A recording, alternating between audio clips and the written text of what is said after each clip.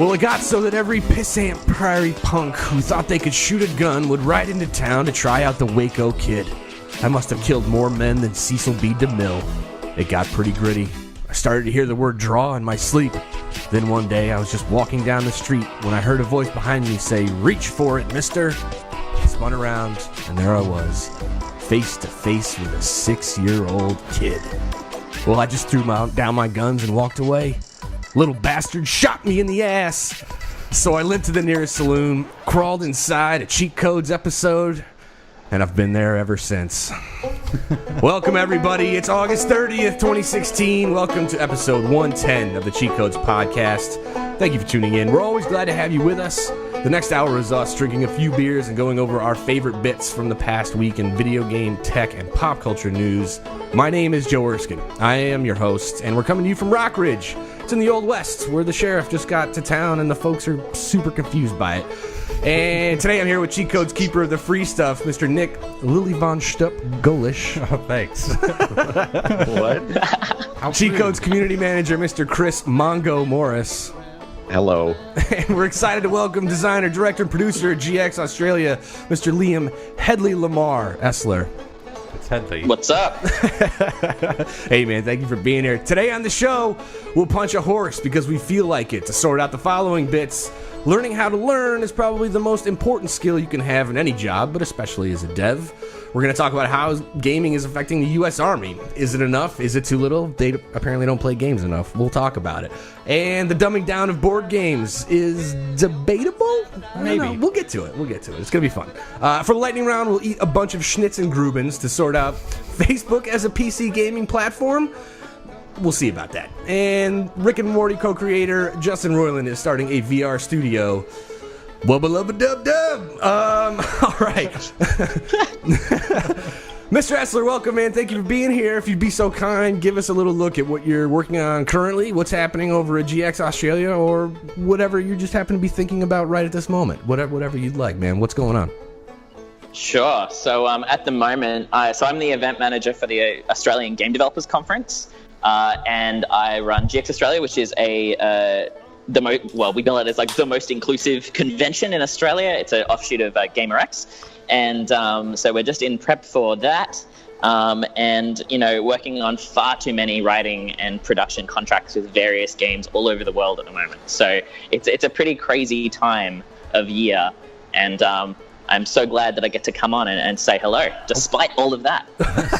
Well, carving out a little bit of time is much appreciated, man. It sounds like you are very busy. Sir. Yeah, totally. Very, very, very cool. I understand that you got something going on like right after this, so we're going to try and power through to accommodate appropriately, all right? Yeah, I'm giving a talk on production and making short projects with the help of Miss Piggy, Sauron, Thomas the Tank Engine, and who's the other character? Another pop culture character. And so I wrote it drunk one night, and I'm very excited to give it to this audience because I've barely read it since. So it's going to be an experience for everyone in the room. That sounds a lot like how this show goes almost every week. So very good. You're going to fit right in here, man. We appreciate it. Thanks. Excellent. Thanks so much. Very quickly, let's talk about what we're washing the episode down with. We're just going to do it the way it should be done. Today, we're honoring Gene Wilder. If you couldn't tell, we're doing a little bit of a Blazing Saddles kind of tribute. You know him and love him, and he'll definitely be missed as perhaps the funniest Dr. Frankenstein ever, or perfect foil to Richard Pryor on many occasions, and of course is the only Willy Wonka worth mentioning. So to honor one of the funniest people ever, we're toasting a few born and raised IPAs from the folks at No Lie. Gentlemen, should we get to it? Any quick thoughts about Gene Wilder passing, really quickly? I can't believe you didn't tell me about this yesterday when it happened. I can't believe all the time you spent on social media that it wasn't like the top trending thing, and that it didn't just like show up on your feed. Like, I don't know. Yeah, I can't believe it didn't show up either. Fair enough. Gentlemen, any thought? Are you guys Gene Wilder fans? I mean, who isn't really, right? Of course, isn't everyone? Like, hasn't Right. everyone seen like Gene Wilder as Willy Wonka? And like, I think that's had an effect on pretty much every entertainment industry ever, including games. So it's Exactly. a huge tragedy. Exactly. Yeah, he got me started on my tragic wall licking habit that I can't break from. Schnozberries taste like schnozberries. I feel like I'm the only one who knows him more from Blazing Saddles than you guys do. That's how I got my introduction to him. A little bit of Young Frankenstein, and then definitely Willy Wonka too. Yeah. But yeah, it's sad. But whatever, man. Huge legacy. It's kind of like that Robin Williams situation, right? A little bit. It's very different than that Robin Williams. Why? Why is it different? Robin Williams hung himself. Well, okay, it's not. It wasn't a all right. It wasn't a suicide. It's just, unfortunately, a very funny person died, and that sucks. It does, yeah. It does. But there you go. I miss it. I miss him already. I don't want to start the show off on a low note, but we want to make sure that we pay our respects appropriately here. I just remember that one part in the movie where, in Blazing Saddles specifically, where he's like, "Here, look at my hand," and he like holds it up, and he's like, "That's like steady as a rock." He's like, "But this is my shooting hand." And he's like shaking his arm. We could probably do that. Yeah. We could just do a whole episode we'll about just like just do referencing that stuff. But anyway, all right. Number one. Much like being a rock star or a movie star, I think a lot of people harbor the desire to want to be a game dev or just a dev in general. But there's a lot that goes into getting started in any career, right? So we've seen for years, especially in this industry, that it's not good enough anymore just to get a degree and get a job and collect a paycheck. You have to keep learning all the time. New software, new methodologies, new input, new everything. So I'm curious, gentlemen, how do you tackle this problem? How do you push past difficulty and keep learning? How has it helped you in your careers? Do you guys have tips for the aspiring dev or, just in general about how to start fostering a skill set and how to not get overwhelmed, not feel like frustrated? I mean, it's all of those things, right? I mean, there was an article from, I think it was Free Code Camp, and it was, kind of detailing in a very thorough process how this kind of goes. And, it was basically titled Learning to Learn. But from your own personal experiences, talk to me a little bit about this. Why is that important? Why is it so important? Like specifically to our community, I guess? Or to your own. Well, you got Or it. to life in general. There you go. Yeah. Sure. I feel like this is a good question for Chris. I mean, it's just, I like, it feels very design-centric, even though it's not. I mean, everybody needs to be able to learn in their job. I mean, your job's not, you're not done learning when you get out of school, obviously. All right, whether you want it or not, Chris, ball's in your court. Oh man, you guys just kind of like shove all this stuff on me. That's right. Every episode. It's because you're in North Carolina and you can't do anything about it. So there you go. That's That's not fair. I mean, I could pass the ball off to Liam, but I guess I'll try to answer it first. Don't you dare! the buck stops with Liam. Yeah. It's definitely very interesting, and I read over this article and actually agreed with it quite a bit. It's sort of, at least now in this day and age where there are so many tools, like games are changing rapidly, software is changing rapidly, it's really important to stay like agile and not to just get set in your ways, but to keep learning and then incorporate all the new stuff with all of your like previous experience. So you're always pushing forward. I think that being able to be good at learning is a skill in and of itself that requires like lots of training and discipline, and it's almost like more valuable to be a good learner than any skill that you're going to learn like in and of itself, right? It kind of is your capacity to improve at that skill over time as well. Absolutely. And if I couldn't like think critically about a problem or figure out how to do something that I don't know how to do yet, I would be like really struggling as a designer, I think, to try to even like get anything accomplished on a daily basis. Liam, what do you think, man? Yeah. How do you overcome like the desire to be like, I got to learn something new? Well, you just do it. Like Discipline, like Chris was saying. Yeah.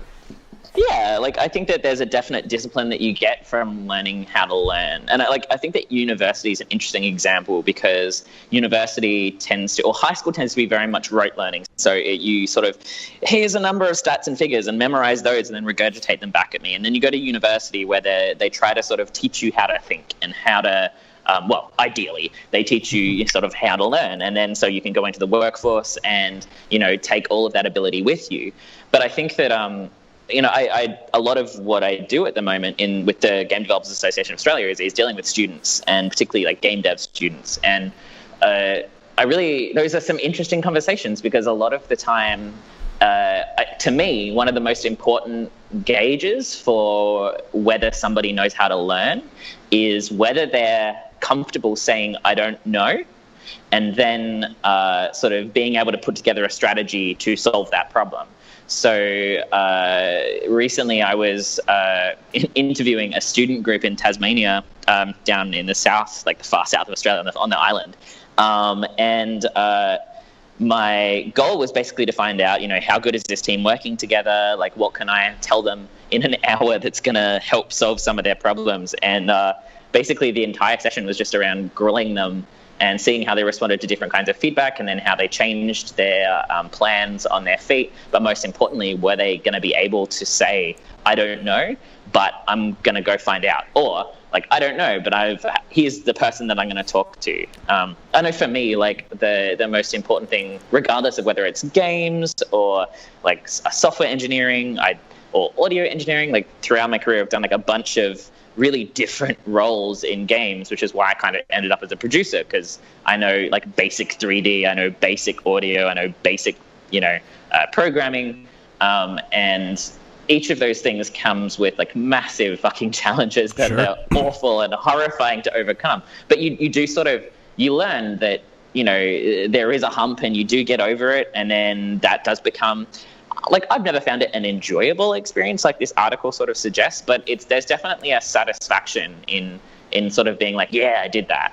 And then being able to replicate that and most importantly, be able to say, yeah, like, actually, I don't know. And then work out a strategy to solve that problem. So, like, in the games industry, a lot of that is just being able to be like, yeah, so I have this particular problem. So, for example, when I started running massive events, I was like, I don't know what I'm fucking doing. I feel like I'm drowning in work. Like, what the fuck is going on?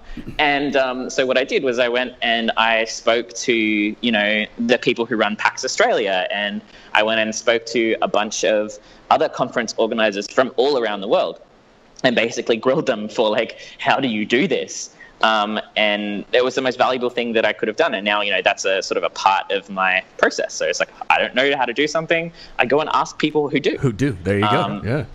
And like, that's like probably the most valuable thing. It's like just being able to recognize that, yeah, you can't do this, or you don't know. And then being able to sort of think, okay, well, this person that I know is actually really good at this, and I might be able to take them out for lunch, or I can buy them a coffee, or do something small, and I can like basically grill them for information. And that's a hugely useful skill too. Mm-hmm. Yeah, whether it be networking or whatever, but getting over that first hump though, like, I imagine that it's probably not easy sending that email or making that phone call, especially to somebody you don't know, where it's kind of like, hey, totally. You know what I mean? It's like, I'm taking a shot in the dark here, and at some point it becomes a numbers game, right? Because you're probably going to get as many no's as you finally do a yes before you get to have that lunch or that coffee, Exactly. And I think that it's important to remember that, like, the worst that can happen is they'll be like, no, I'm too busy, sorry. And if that's the worst that can happen, what are you worried about? Like, it is really scary to send that email. Oh, absolutely. But it's just like, it's scary to introduce yourself to someone at a conference that you don't know. I'm at a conference right now where nobody knows who I am, and fuck, it's still terrifying for me to sort of go up and be like, hi, I'm Liam. Like, I do game things. Because these are people who are incredibly smart and educated and qualified in other fields, and but that never stops. But it definitely, you learn strategies to cope with that kind of thing. There you go. So you could equate it to basically like asking somebody out, right? Like, that girl or that guy out in high school or junior high. It's like, oh man, that's like way out of my league right now. But I gotta put it out there. I gotta try, right? And then chalk You're up. You're just gonna conversationally sex the information out of them. That's exactly right. That's exactly right. I think that's pretty good. I think ultimately, like, introvert, extrovert, no matter what kind of like personality type anybody is, like, the number one thing is to acknowledge your fear. Embrace your fear. Know that fear is the mind killer, and I will face my fear and let it pass through me. And there you go. Not to get all Dune with it, but I mean, that's the what is that? The number one thing, probably what it all comes down to. Like, all that frustration and all that stuff is really just about fear. So, if you have to choose between love and fear, it's gonna make all the movie references right now. Yeah, exactly. But yes, and it's about making that choice, right? So. Exactly. And the number one thing that I see that changes between students who fail and students who are successful in getting into the industry is that willingness to overcome that. That's it. like regardless of how talented you are at what you do, it's that ability to ask questions and say, I don't know, that differentiates successful students from others. I'm scared all the agree time. with I that. just try and make sure that nobody notices. You know what I mean? I'm like, Yeah, I'm me like too. super not talented whatsoever. I just like ask That's a lot true. of questions. So good. I'm glad we're all on the same page. I'm glad we agree too. But I think Chris, speaking to you specifically, I think the one thing that you, like, you know, and to Liam's point is that the one thing you're probably not afraid of, or that maybe you are, but you're really good about kind of like getting past it, is about like talking to people or meeting people, or at least like connecting on some level or on some common ground. Like you got Liam on the show, for Christ's sake. Come on.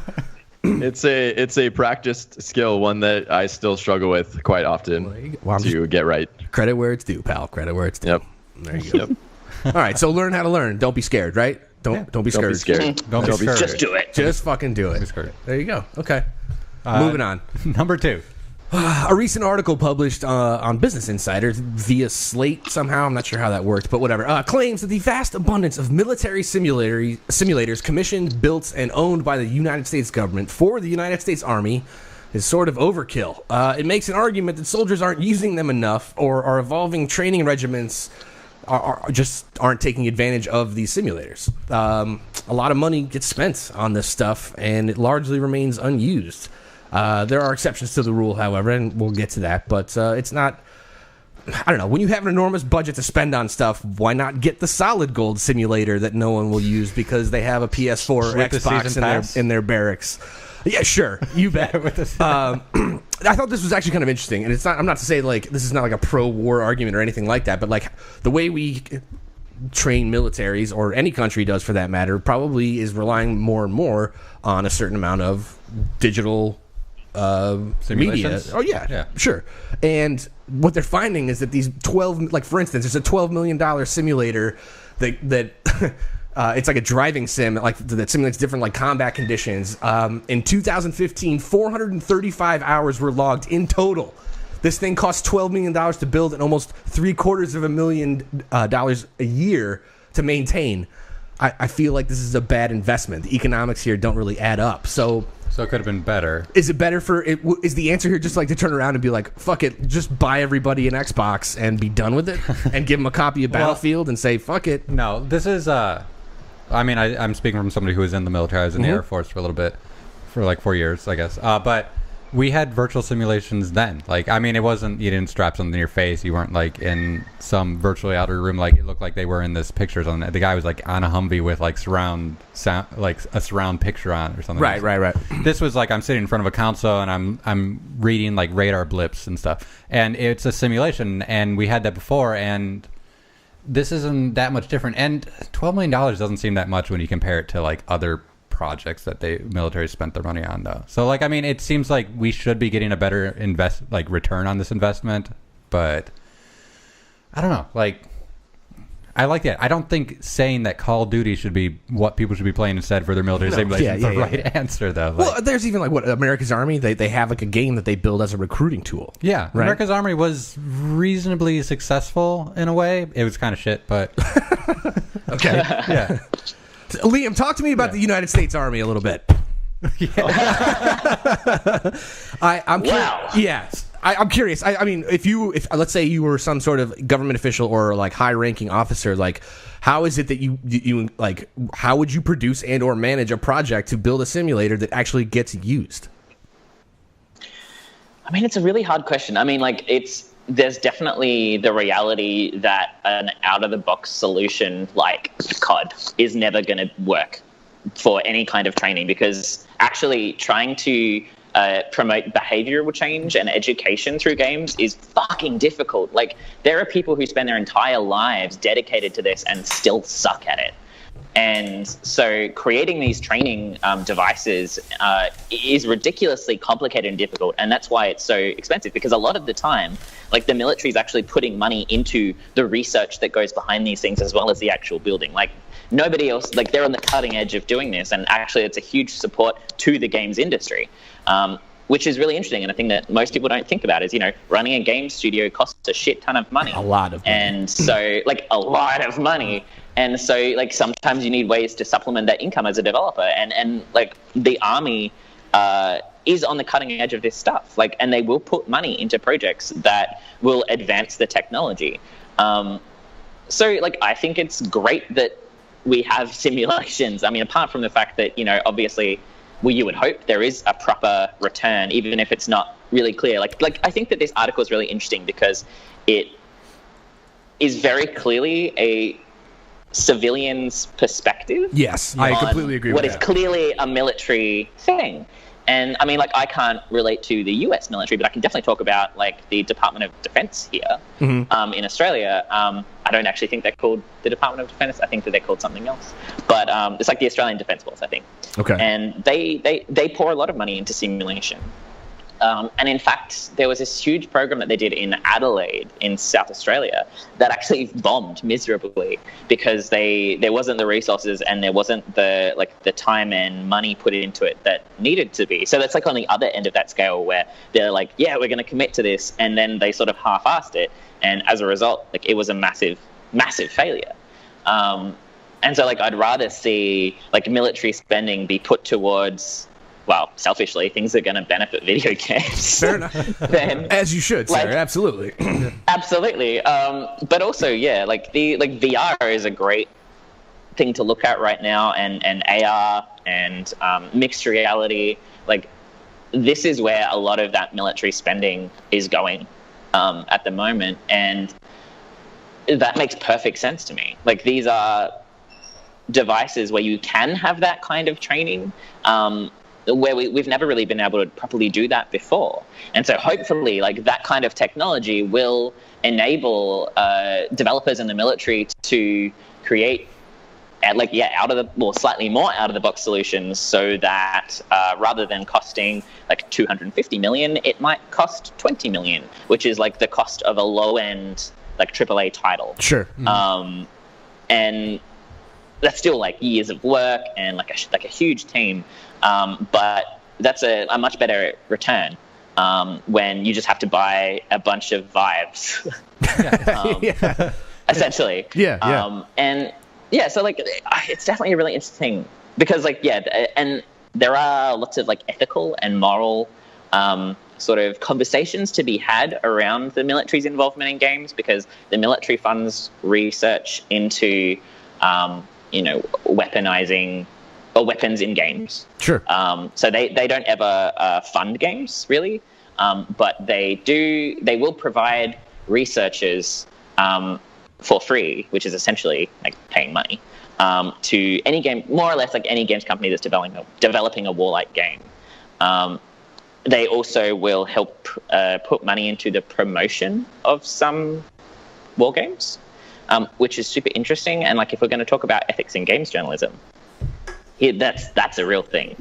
Fair enough. That's a whole other can of worms. I think there was something that you did say that I was kind of wanted to make sure that we threw out there, though, is that like research into how effective these simulators, whether they're being used or not, especially within the U.S. military, is still kind of like out there, and nobody can draw any conclusions about whether or not these simulations are actually effective. Well, I think it's too soon.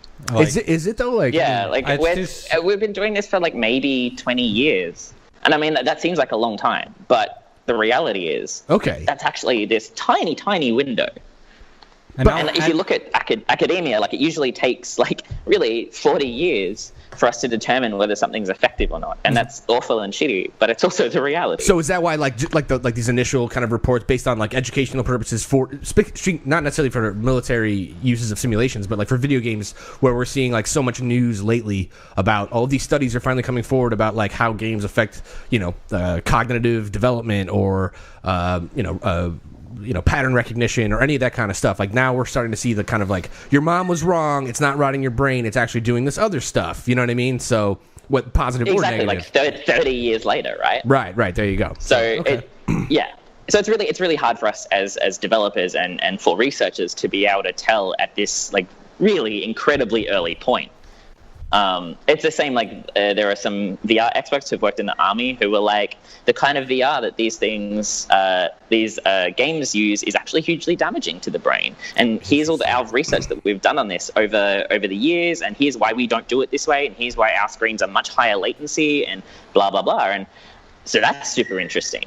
That, you know, the commercial devices aren't taking on, like, military research and spending their or doing their due diligence. But it's really hard for us to tell because that's still only like 10 years old. I see these two things, like, again, not to like make movie references or whatever, but I just see like a bunch of generals standing around like, oh, it's not working, like cancel the project. See, this is, you know what I mean? Or like, and then I just see like the dad, like Jeff Goldblum's dad from Independence Day. It's like, oh, did you need that $800 hammer? Come on, you know what I mean? Like, this is my problem with like anything military related with video games. Like they'd make the comparison. It's like, and it was exactly what he says. Like this is like a civilian's point of view of what how the military operates. And in my experience with being in the military, is like being in the military is nothing like a Call of Duty game. It's nothing like anything you've played. It's not like movies. It's not like that. And that's why I feel like when they're saying, "Oh, it costs $12 million to build this thing," it's like it cost me like $1 million to be trained in the military. Right, like, that's your value as a soldier. That was just me. It was like $500,000 to $1 million just to train me, and I worked with like 100 people that had the exact same like career that I had, and to say that $12 million is a lot, and then I consider like the training exercises that we were in, like the live like ones that these like virtual simulators are trying to replicate or something. Mm-hmm. The amount of like money that goes into those things is ridiculous, and if they can replace it with these kind of VR simulations, it would be like astronomically. So the return cheaper. comes much longer in the long run. Yeah, if we see it, is going to come later, and we're going to see this. I mean, the military is going to probably use augmented reality, virtual reality, just to be able to train their troops, just like put them in like these combat situations that Call of Duty doesn't have. Like, I imagine like they're just going to be like driving down a road and they're like, oh, that's a suspicious looking bag. Let's not drive our Humvee by that. And that's going to be the climax of the simulation. Of that quote unquote level or whatever. Yeah. Okay. And people don't understand that's what the military is like. If you're going out, you're like, oh, I'm trying to avoid IEDs or something. That's improvised explosive device. Yeah. Like that's like the main thing that people usually worry about. And I don't know, like considering that we spent like fucking like $100 billion on just the on the one jet, like the F-35 or something. Oh yeah, it was absolutely ridiculous. And people are complaining about this. I mean, well, that's a good way to put it in perspective, though. Like $12 million is really not that much money when it comes down to it. And so if you're saying like, but I think the more jarring for me as a civilian, like the more jarring thing is that it's only logging 435 hours of use. Like it's like no matter how much it costs, ultimately, if nobody's using it. From 2015 though, like that's 1 year. That's not too bad for a test phase. Like they're trying to they're rolling this stuff out. There's probably like maybe 1 or 2 of these machines that actually exist, and people are out there and they got 435 hours in it, and that's more than 1 hour a day. Excellent. So it's not, I'm learning. I'm learning right now. It's not terrible. I mean, maybe they have like fucking 50 of these, and they have like that. Just an empty hangar full of simulators. Yeah, who knows? This is the alpha version. This is the beta version for what will be like more readily available later on or something. Okay. All right. And I mean, this is probably like 6 years of like research and development.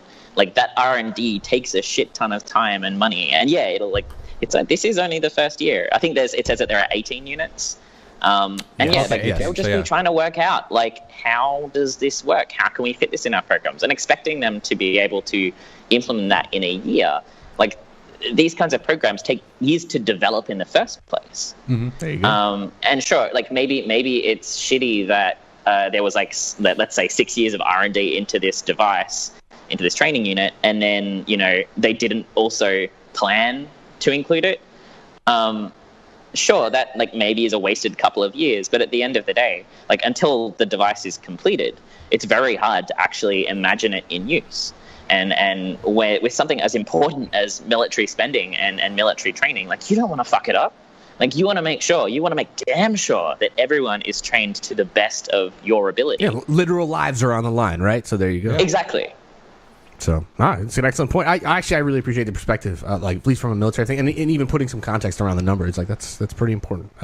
Morris, you got any like final thoughts? I feel like we were kind of edging you out there, but like tell me, man, how do you feel about this? You can edge me out any day, dude. Phrasing. I don't really have like much of value to add to the conversation. I think Nick and Liam kind of crushed it. I think I would agree with that. Yeah, I just tried to keep up, really. But yeah, we were pretty awesome. it's good. It's good. Well done, gentlemen. Well done. All right. Number 3. Rock Paper Shotgun put out an article this week that asks if board games are getting easier or are we getting smarter. I think you can make arguments both ways, but let's take a few moments to comment on this. Have you guys been playing any board games lately? I'm curious. How does stuff like Trivial Pursuit and Life play versus when you were kids and versus now? Board games are more diverse than ever, but are we just smarter? I mean, what's changed between then and now? Is this a result of the information age just changing everything, or are we like literally like development through games has become this thing where we speak in very specific terms in regards to mechanics and everything else? I need somebody to help me out with this. I need an adult. Come on, someone. I genuinely am curious. We don't talk about board games all that often. I'm curious. Like, if you guys have been playing different board games as opposed to when you were. I assume that you're not sitting around playing Monopoly all that often. Maybe you are. I don't know, but.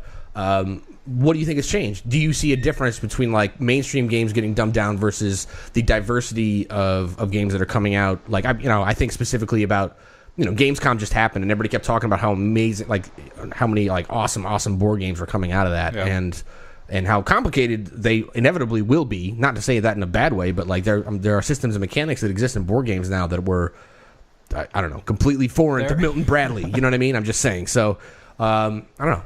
There's a board game. There's an article I just recently read on like how board games have become more like video games, or at least some people are trying to approach it that way when they're designing them. And I can't remember what it's called. It's like Seafarer or something. And it was, it's like a game that has like a persistent world. So the next time you come back to it, things have changed because you've marked up the map, you've ripped up cards, you've changed things, you've made like decisions. You mean like Risk Legacy? It's like Risk Legacy, but it was built after that. I can't remember what it's called. It has some kind of a nautical theme, but I can't remember.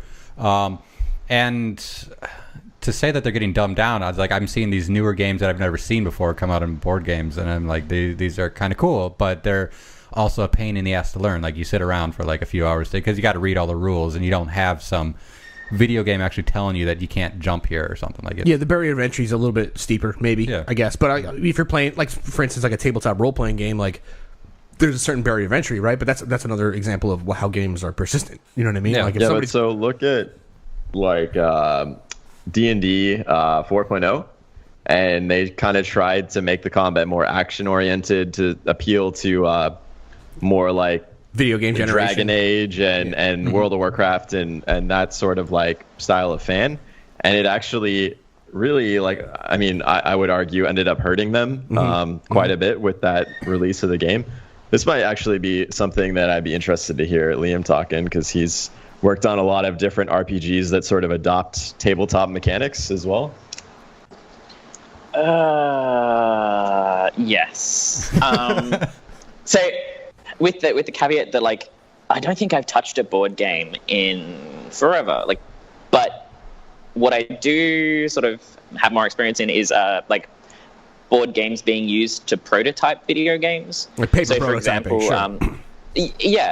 Mello, for example, which a plug for some friends of mine, just came out on Xbox and with its first DLC. There you go. Mello is a strategy board game, but digital. And it's gorgeous and fantastic, but it's also very complicated and very deep.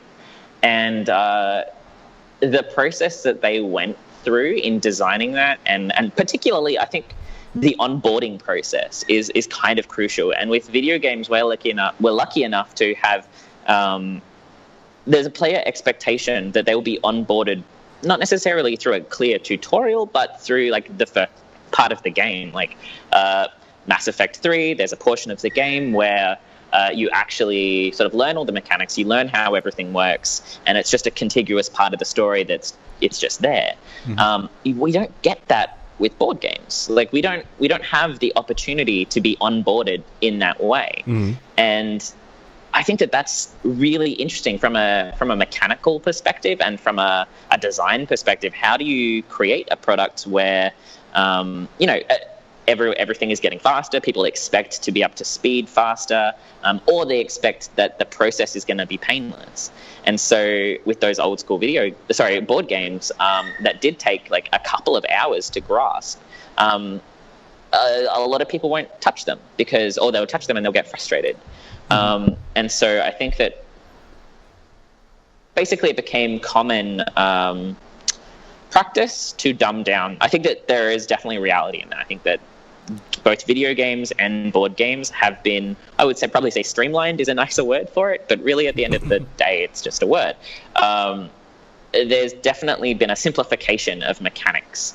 I think for mainstream stuff, I think that's probably true. Like, I don't think Sorry or like for the most part still play the same, but like even the graphics and like the boards have gotten more generic. Like, it's cool that you can put any IP's wrapper around Monopoly, but how many copies are you really gonna buy? You know what I mean? Like that. Like, I feel like when it comes to very like what used to be, 30 years ago, mainstream board games like Monopoly, like Sorry, like Life, stuff like that. We've seen a simplification to a certain degree, but we've also seen this, like, as a counterpoint, flip side of the coin kind of deal. We've seen like a very huge diversification. Like, I feel everybody talks about Kickstarter being this place for video games and a bunch of other stuff. It's all, I feel like it's but the real success is a real tabletop, right? Exactly. And that's what we've seen, like, we're talking about mechanics in a way now where it's like, oh, this area of control, or like this is, but my deployment, it's going to happen this way. And we're talking about board games, and that's something that like has happened to a certain degree with stuff like Risk and whatever, but like in such very intricate, developed and like specifically designed ways that's like, for people that play a lot of board games, that's how they talk about them now. That's what I didn't mention though, is like, and maybe it's a good thing that they're being simplified, but when I was talking about that game before, the nautical one, the guy went around and asked all the people that he was playing with, would you ever play this game again? And all of them said no. Like, the game was incredibly complex, and they're like, it's really cool, but I would never play this again because it took me fucking like 5 hours to learn. These games get complicated. Like, some of these board games are really hard. Right. And there's some of them take like 12 to 24 hours. Yeah. There's the concept too of like player RAM, I guess, and exactly. With like a board game rules, like somebody kind of has to be the steward of the game and hold all that information in their head, but everyone participating has to take equal responsibility so that the board game can progress successfully. And so the more you add to it, the more niche it becomes. But for people that are into that, it's really, really compelling to play those games. It's like dedicating hundreds of hours to like an MMO or something like that, I guess. There's a certain like tactile thing about it, right? Like, you want to put your hands on something instead of just holding a controller or a mouse and keyboard, right? Oh, yeah? I bet you do. I mean, I just had to because you cut me off like mid-thought, but I would never cut you off like that. I would let you finish. I'm not going to keep going with this joke, but Kickstarter has sort of been like I feel like a renaissance though for modern board games. I've backed more board game projects on Kickstarter in the past 12 months than I don't think I've backed any video game projects on Kickstarter in the past 12 months. It's been all board games. How many? So I mean, it sounds all right. So by saying that statement though, that sounds like you play a lot of board games. I haven't recently, but I am a board game fan, and I've played lots of board games in the past. Hell, I mean, I even like to design board games. I know. They're so time consuming, right? And there's like that huge investment, and you have to have multiple people to be invested. I can't just like hook my board game up to the internet and like, all right, guys, let's do this. Yeah, I've got a mate of mine who's developing a board game at the moment, and he's been doing it. He works for Tin Man Games, and he's been doing this in his spare time.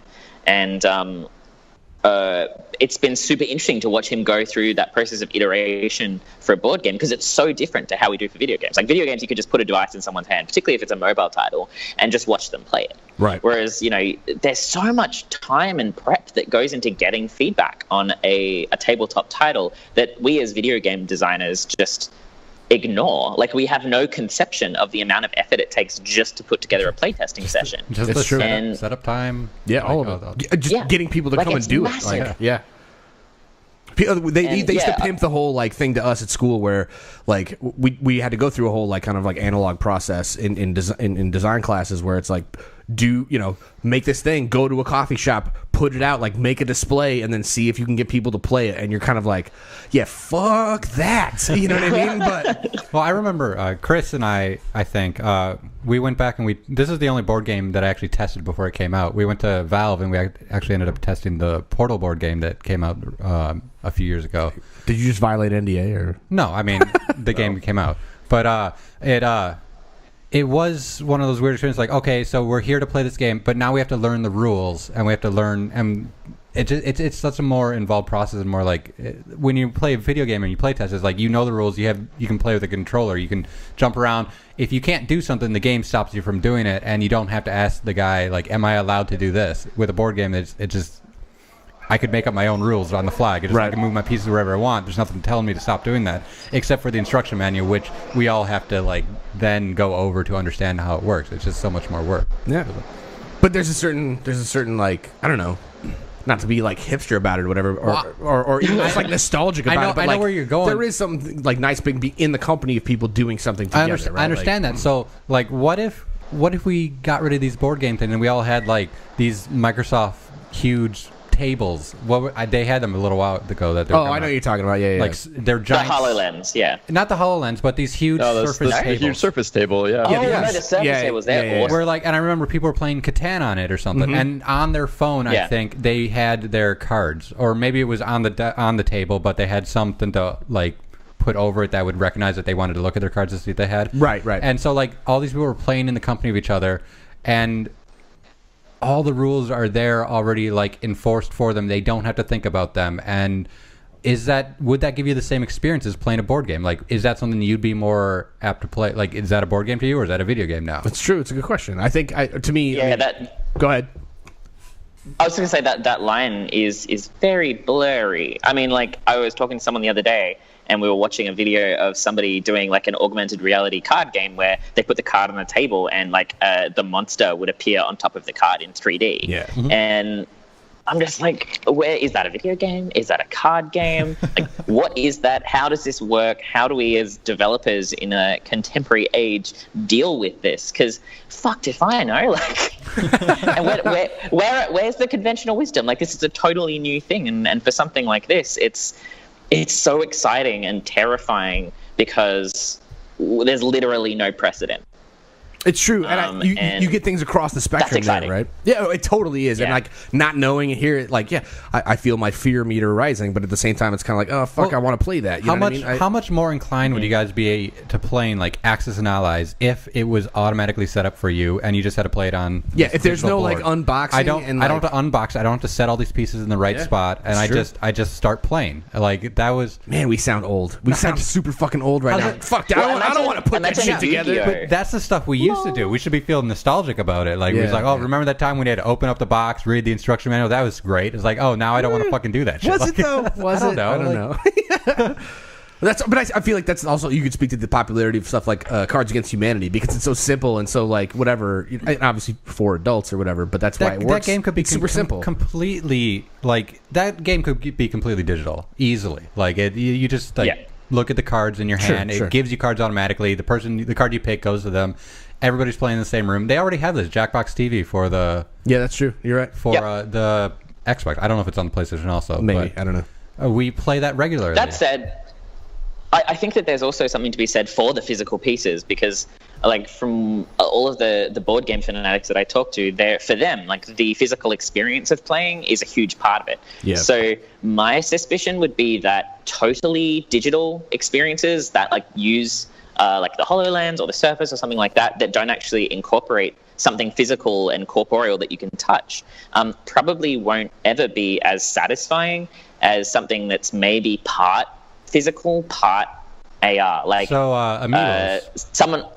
Well, yeah. Or I was like, as somebody the other day was like, yeah, Yu-Gi-Oh. Like, imagine playing Yu-Gi-Oh or Pokemon like with cards, but it's all happening on the table in front of you as well. Yeah. And so like there's a physical experience and a digital one on top of it as a layer.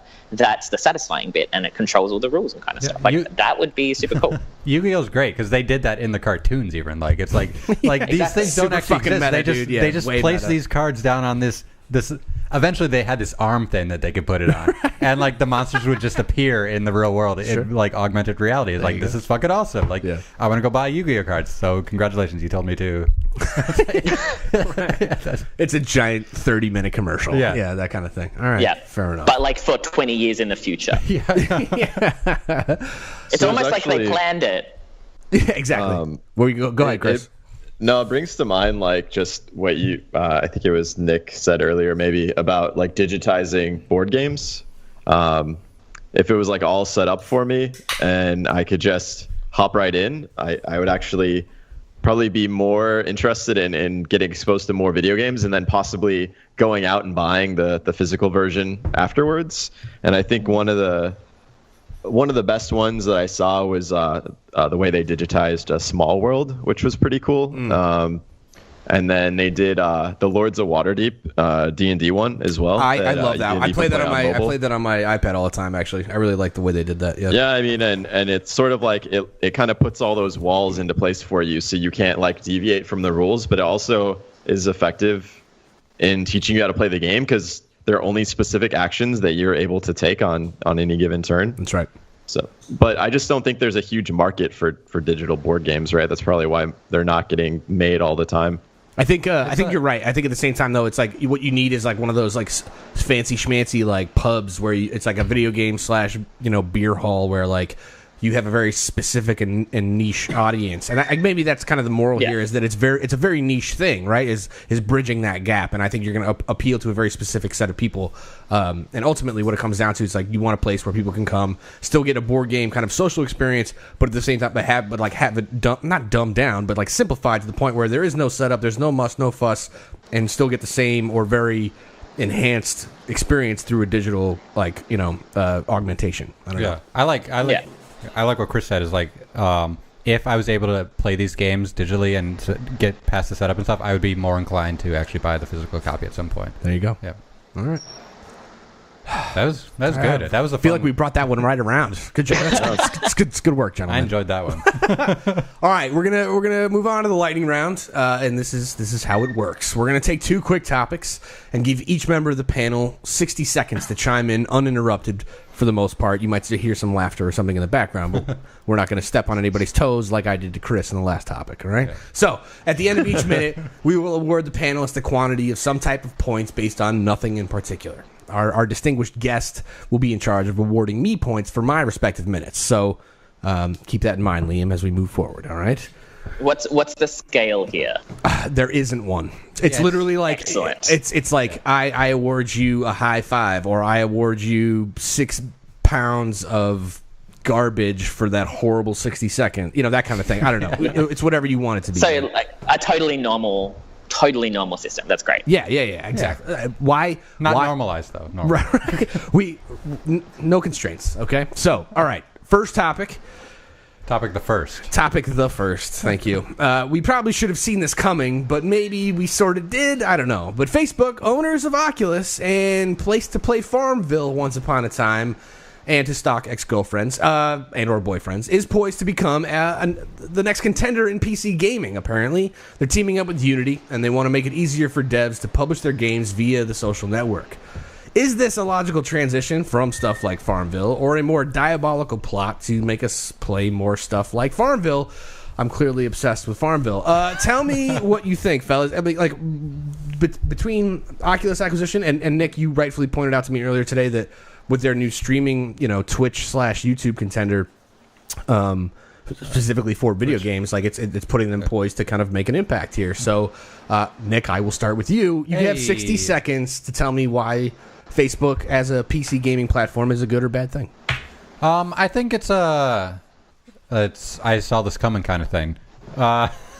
Honestly, back when they bought the Oculus, I was like, oh, when are they gonna like show people on my feed like when I'm actually playing Oculus or what games I'm playing? They had that with Xbox a little while ago, whereas like you could just, I'm playing this one game, let me post it to my feed, and now they're moving directly to actually publish like not posting, but putting out games on their on Facebook. Yeah, and I think it's going to be really successful, more successful than people think it's going to be. Just with the way they're doing the new streaming thing and everything. And I saw Chris's stream the other night where he was streaming World of Warcraft, and my friend today was streaming Legion that just came out, and it was so effortless just to see the stream, and it's completely integrated with the social network thing. It's going to be really well. It's going to work well, I think. I don't know. Is it a good thing? Yeah, I don't know. I'm going to award you one copy Blu-ray, if you want, of the Warcraft movie that you can watch and then stream yourself watching on Facebook. How's that? I'm not gonna watch it. You're welcome. Chris Morris. All right. 60 seconds. So I think this is actually, it kind of makes a lot of sense. Facebook a while ago was trying to make it so you could stream like full-on AAA games like through the browser, or it wasn't Facebook, but it was a company working on a plugin that basically worked through Facebook. In any case, for them to like integrate their games with Oculus, and I can just like hop on Facebook and like have a socially connected game that I'm playing all the time, like it sort of makes sense for them to try to tackle that space plus the streaming like all in one fell swoop. So I won't be surprised to see big AAA games with like social connectivity like exclusively through Facebook in the near future. Oh, I hate the word exclusivity. Yeah. Yeah, I would. I'd deduct some points for using it. My God. I'm not sure what to award. I'm going to award you a bunch of Farmville gift cards so that you can. That's ridiculous. You're welcome. You're welcome. Liam, why don't you go ahead and give it a shot, man? 60 seconds on whether or not Facebook as a PC gaming platform is a good or bad thing. Go ahead. I think that from a streaming perspective, it's brilliant, as outlined previously. However, I think the success will actually come down to the monetization model used and how the games are designed around that. Because if you look at Facebook's previous success, that's all free to play. None of it is premium. And therefore, you get Farmville-like experiences that are sometimes a little bit awful. Like they're essentially gambling platforms or clickers where, you're being psychologically compelled to put in more money through Skinnerbox techniques. I have a massive, ethical problem with that. But also, we've seen that fail. And so it's going to be really interesting from a monetization perspective. Like, how do they do that? And then, how do they get other devs to do that? That's what's going to make it successful or not. God damn it, I don't know what to award you either. Shit. I'm going to award you a BioShock-like upgrade that prevents you from having any fear about learning. How's that? All right? That would be amazing. There you go. All right? That's sold. Well done. It was a solid minute. All right, my turn. Facebook is a PC gaming platform. All I can see in my head is that picture of Mark Zuckerberg walking down the theater aisle, and everyone in the audience has the gear on. It was like before Oculus came out, like on their faces. Like everybody's on their laptop, and everybody has a gear on, and he's just kind of walking around looking at everybody. I don't know. I can't shake the feeling that they're. And this is probably really stupid, but that there is a sinister aspect to this. I understand that it's a business and they want to make money. I'm being a bit hyperbolic, perhaps, or even just feeding into some bullshit, I suppose. But as a gaming platform, we've seen it work. Like everybody gets invites every day on their Facebook feed to give me some Candy Crush invites and all. Like we've seen it, even not to say it for the 8th time, but Farmville, but all that stuff. There's a certain amount of success there. But we've also seen the decline of companies like Zynga as a result. So I don't know how this is going to go unless they feel like they can compete on a level with GOG or Green Man Gaming or Valve and Steam for that matter. If they don't have a way in a perfected business model, I'm sure they do. To carve out their own little pocket here. I'm not sure how this is going to work. There you go. Yeah, that was over a minute, so well points over. Clearly get deducted. I'm the host. God damn it! Come on. So I'll give you a Gear VR, but the screen is very slightly cracked. So every time you play, it's just that little bit on the side of the screen that you can't stop paying. It feels like a hair that I can't pick off the Wow, exactly. It's I basically think Liam really has the rewarding stuff down pat. It's like true. He's a regular. It's true. It's pretty good. I always feel like that happens. The guests always do a much better job rewarding me than I do the rest of the panel in general. All right. Topic the second. Is that good, Nick? Is that okay? That's all right. All right. Justin Roiland, co-creator of Rick and Morty, has decided to dip his toes into the gaming industry by starting a VR studio. It's called Squanch Tendo. I'm not kidding. That's fucking perfect. He's teaming up with Epic Games to make some original stuff. So take a minute and tell me whether you want what do you want to see from all this? There has been a little acknowledgement. Like, there's another company called Owlchemy that's working on a Rick and Morty kind of VR simulation. Owlchemy? Yes, as in the bird plus chemy from alchemy. Yeah, I get it. but they're also they're very interested in creating new IP. And kind of creating really cool VR experiences. Roiland is a big gamer. This is how this is going to go. What do you want to see come out of this? Is there potential here, or just what? What, Chris? Go ahead.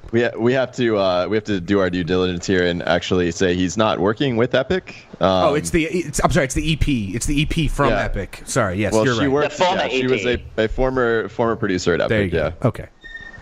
I bet you they're going to use Unreal though. How's that? I don't know. Hard to say. I don't know about that. I'm just saying a bet. I'm just throwing it out there. Fair enough. Okay, thank you. I appreciate the correction. Let's say that he's maybe not going to do more Rick and Morty stuff. Let's say maybe there's new IP here. What do we want to see out of this?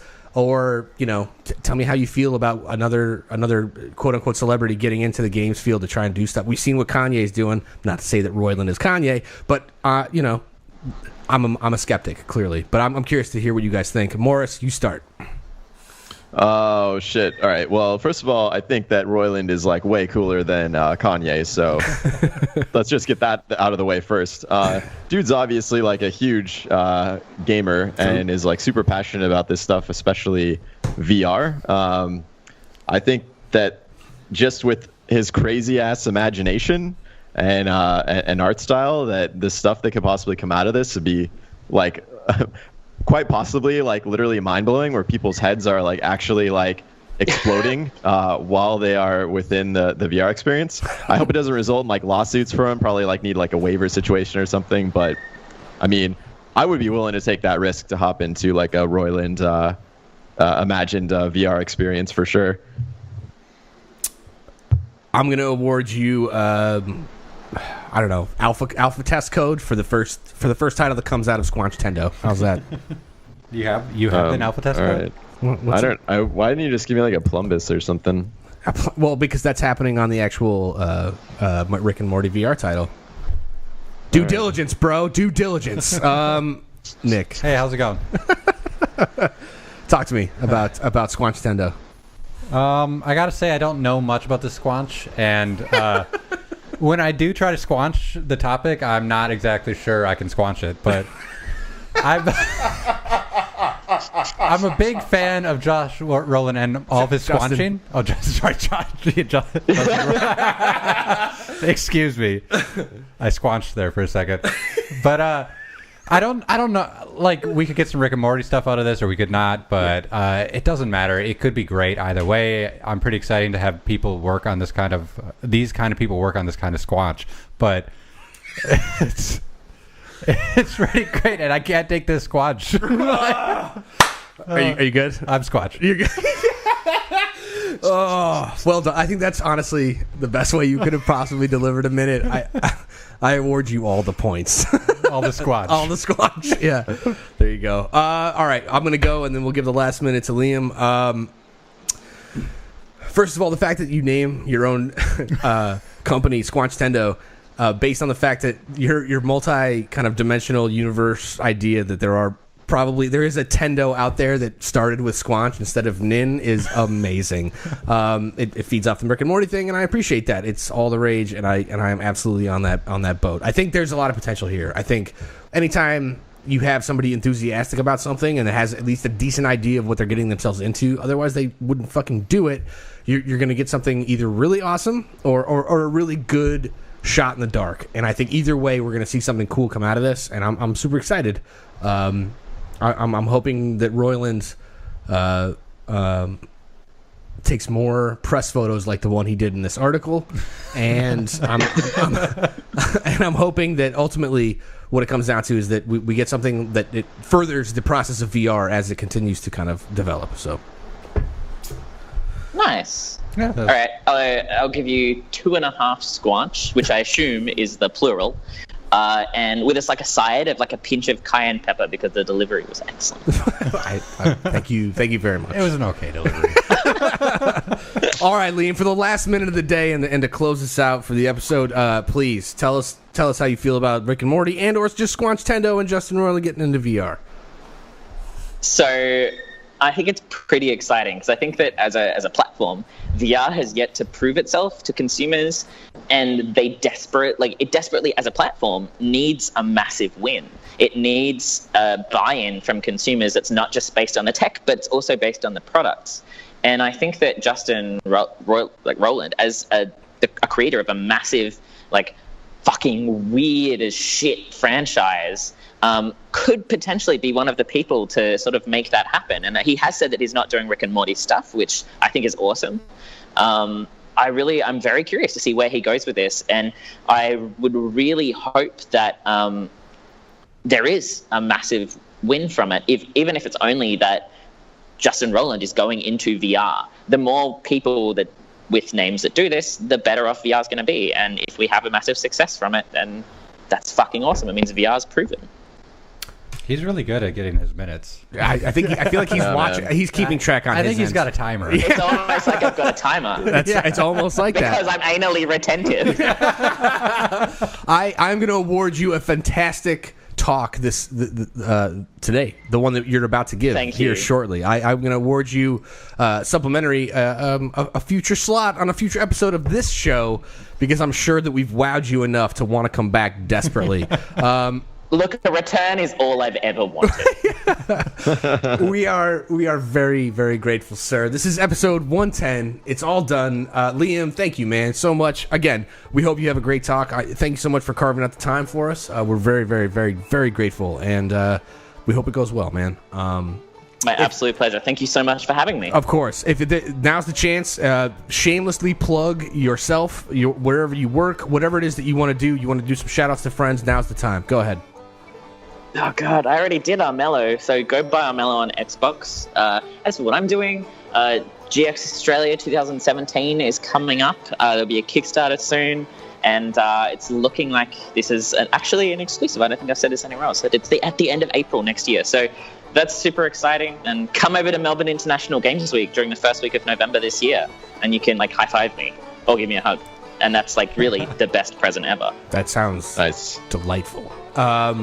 We appreciate it. We appreciate you being here, and to you, the listener, we love that you guys are here listening to us chat. Man, it's great. We love you all. We're on Patreon. You can go hit us up. If you're enjoying the show, make sure to donate because there's a bunch of stuff you can get into. In the meantime, hit us up at cheatcodespodcast.com, Facebook, Twitter. Get it in on the conversation if you want. Let us know what you think of the episode, man. Liam, thanks again, man. As always, and good luck tonight, or today. It's technically the 31st there, isn't it? Probably. Yeah. It is. Yeah, it is. There you go. The future. And to quote Blazing Saddles one more time before we go, what in the wide, wide world of sports is going on here? That was excellent. Thank you. We'll see you next week, everybody. Thanks.